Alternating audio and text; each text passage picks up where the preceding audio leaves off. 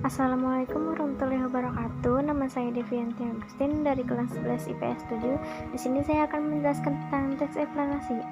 Ada apa aja sih dalam teks eksplanasi? Yang pertama ada pengertian, kedua tujuan, 3 ciri-ciri, 4 struktur, 5 kebahasaan, 6 jenis, dan 7 analisis. Yang pertama ada pengertian. Teks eksplanasi adalah sebuah bentuk teks yang isinya tentang proses mengapa dan bagaimana suatu peristiwa alam, ilmu pengetahuan, sosial budaya, serta hal lainnya bisa terjadi. Yang kedua ada tujuan. Tujuan teks eksplanasi sendiri adalah untuk menjelaskan tahapan, langkah, atau proses bagaimana dan memberikan alasan mengapa terhadap proses terciptanya sesuatu yang terjadi secara alamiah atau proses bekerjanya fenomena alam maupun sosial.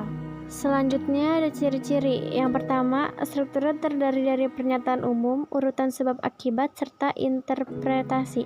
Yang kedua, informasi yang dimuat dengan berdasarkan fakta.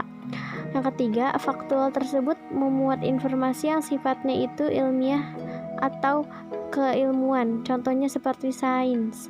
4. Sifatnya informatif serta tidak berusaha untuk mempengaruhi pembaca untuk bisa percaya terhadap hal yang dibahas. 5. Memiliki atau menggunakan sequence markers, contohnya pertama, kedua, ketiga, dan sebagainya. Bisa juga dengan menggunakan pertama, berikutnya, terakhir. Selanjutnya struktur. Pernyataan umum berisikan pernyataan umum mengenai atau tentang topik yang akan dijelaskan pada proses-proses terjadinya atau proses keberadaan. Kedua, urutan sebab akibat berisi penjelasan mengenai proses terjadinya fenomena yang bisa disajikan secara urut atau bertahap dari yang paling awal sampai akhir. Yang ketiga, interpretasi berisi kesimpulan dari topik yang telah dijelaskan. Selanjutnya, kebahasaan. Fokus pada hal umum, generik, bukan berfokus pada tipan manusia. Yang kedua, lebih banyak menggunakan verba material serta juga verba relasional. Yang ketiga, menggunakan konjungsi waktu serta juga kausal. Yang keempat, menggunakan kalimat pasif.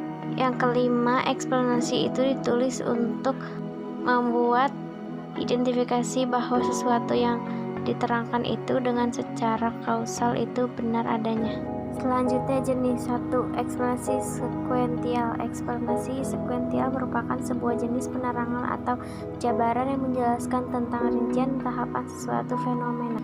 Yang kedua, eksplanasi faktorial. Yang ketiga, eksplanasi teoritis. Yang keempat, eksplanasi kausal. Selanjutnya analisis.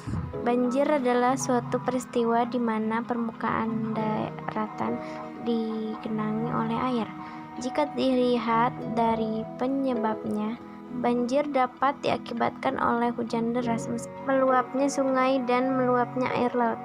Hujan deras yang berlangsung lama dan dalam intensitas yang konstan, maka tanah tidak dapat lagi menampung atau menyerap air hujan. Akibatnya, air hujan menggenang di daratan yang ketinggiannya lebih rendah. Sekian presentasi dari saya, kurang lebihnya mohon maaf. Wassalamualaikum warahmatullahi wabarakatuh.